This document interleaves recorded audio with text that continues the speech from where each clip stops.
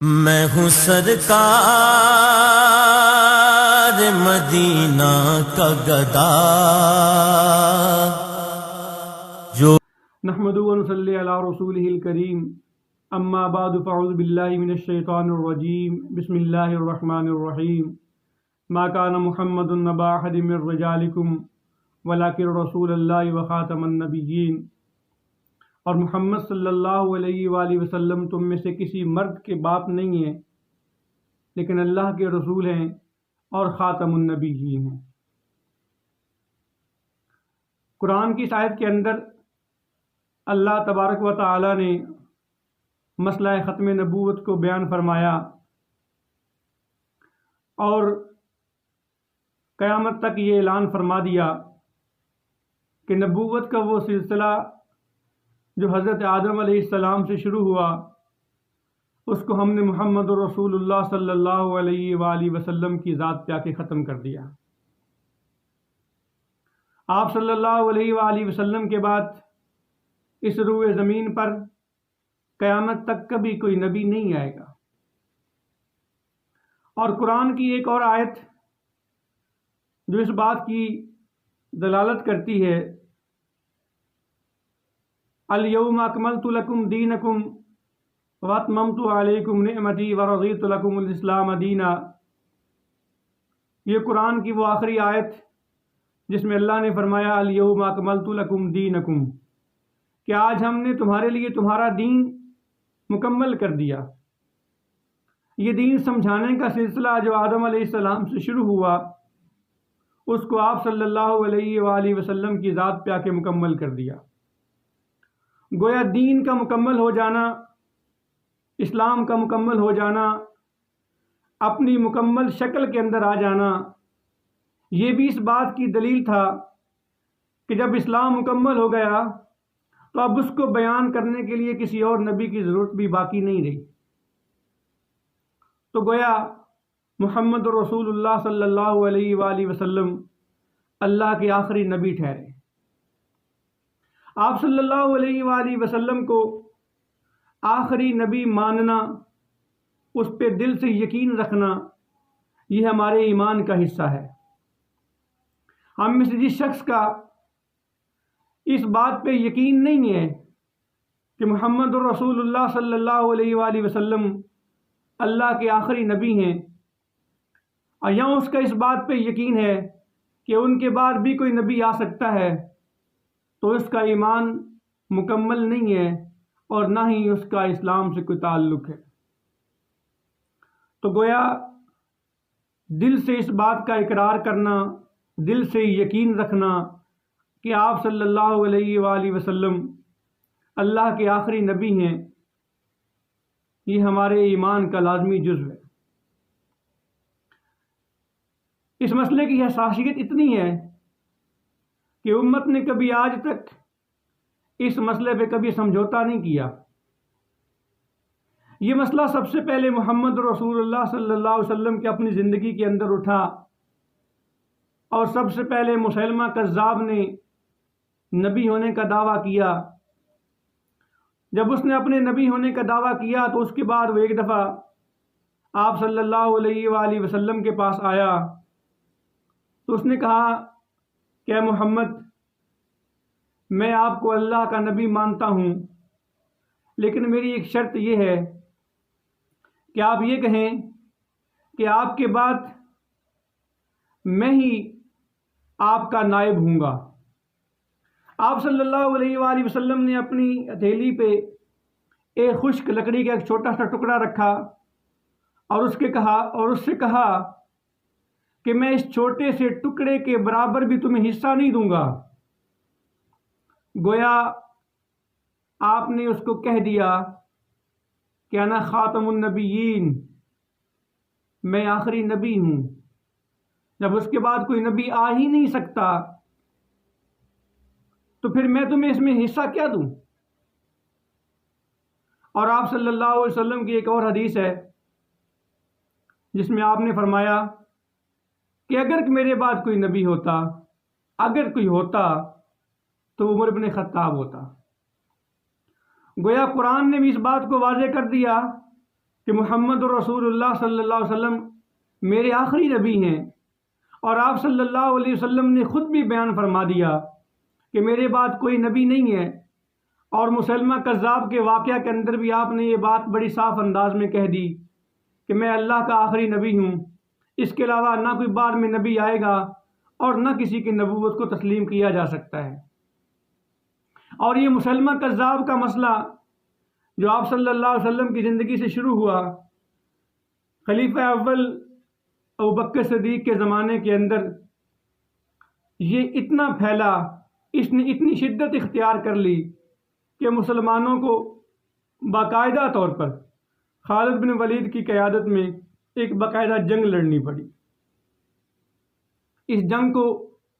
جنگ یمامہ کہتے ہیں، اور اس جنگ کی شدت کا اندازہ آپ اس بات سے لگائیں کہ آپ صلی اللہ علیہ وآلہ وسلم نے اپنی ساری زندگی کے اندر جتنی جنگیں لڑیں اس میں مسلمانوں نے 212 شہادتیں دیں۔ 212 مسلمانوں نے، 212 صحابہ کبار نے آپ صلی اللہ علیہ وآلہ وسلم کی زندگی کے اندر لڑی جانے والی جنگوں کے اندر اپنی جانوں کا نذرانہ پیش کیا، لیکن جنگ یمامہ کے اندر، اس اکیلی جنگ کے اندر 1200 کے قریب مسلمانوں نے جام شہادت نوش کیا، اور ان 1200 کے اندر 370 قرآن کے قاری تھے، قرآن کے حافظ تھے۔ لیکن اتنی بڑی تعداد میں مسلمانوں نے اپنی جانوں کے نذرانے پیش کر کے اس بات کو سمجھا دیا کہ یہ مسئلہ ہمارے لیے کوئی معمولی مسئلہ نہیں ہے۔ ختم نبوت، آپ صلی اللہ علیہ وآلہ وسلم کی آخری نبی ہونے پہ یقین اور ایمان، ہم اس کے لیے اپنی جانیں بھی قربان کر سکتے ہیں، اور بڑی سے بڑی اور سب سے بڑی قربانی جو کہ جان کی قربانی ہوتی ہے، ہم اس سے بھی دریغ نہیں کریں گے۔ یہ مسئلہ اس کے بعد بھی آج تک مختلف شکلوں کے اندر سر اٹھاتا رہا ہے، اور آج بھی یہ مسئلہ اپنی جگہ پر موجود ہے۔ اسلام کے اندر، ہماری اسلامی تاریخ کے اندر، اسلام نے جن بڑے بڑے فتنوں کا سامنا کیا، ان بڑے فتنوں کے اندر ایک یہ فتنہ جھوٹی نبوت کا دعویٰ کرنا بھی ہے۔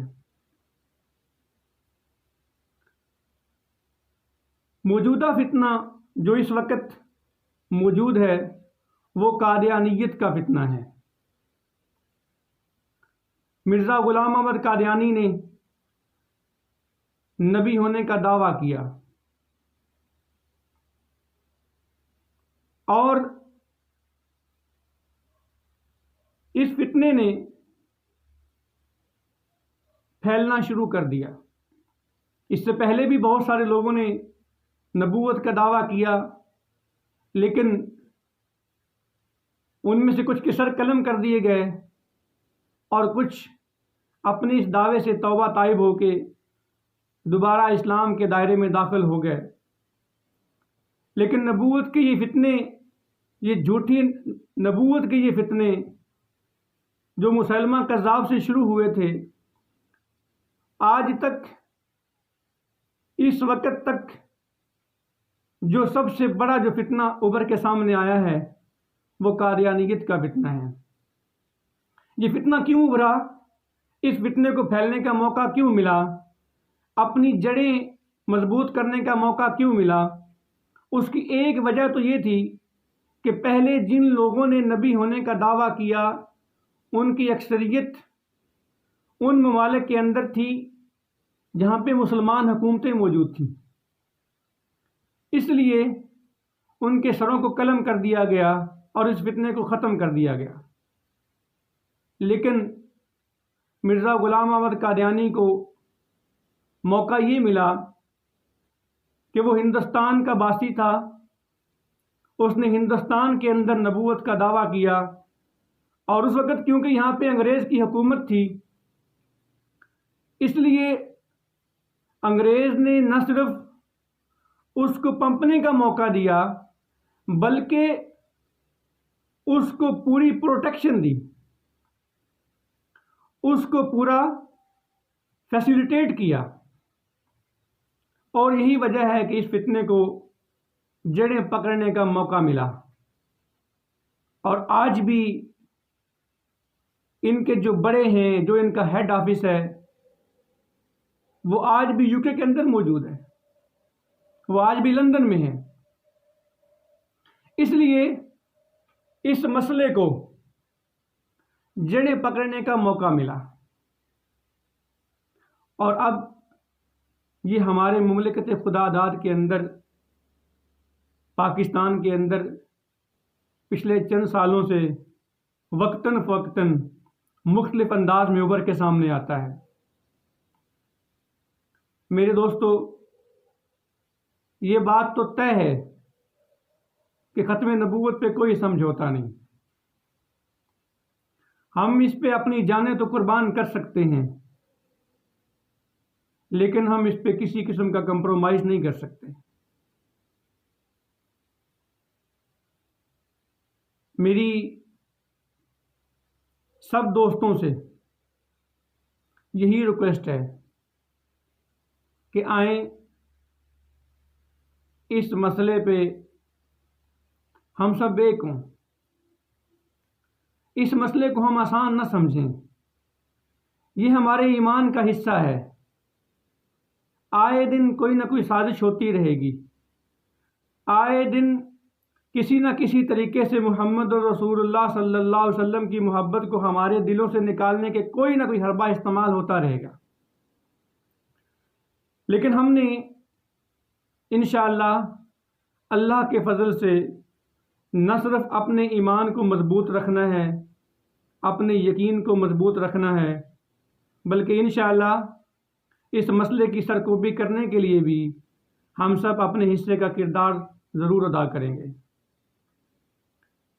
اس ویڈیو کے اندر میں نے کچھ چیزیں بیان کیں، انشاءاللہ دوسری ویڈیو کے اندر ہم اس مسئلے کا کچھ اور احاطہ کریں گے، اور پھر انشاءاللہ یہ بھی غور کریں گے کہ یہ مسئلہ ابھرتا کیوں ہے اور اس مسئلے کا حل کیسے موجود ہے۔ دعا ہے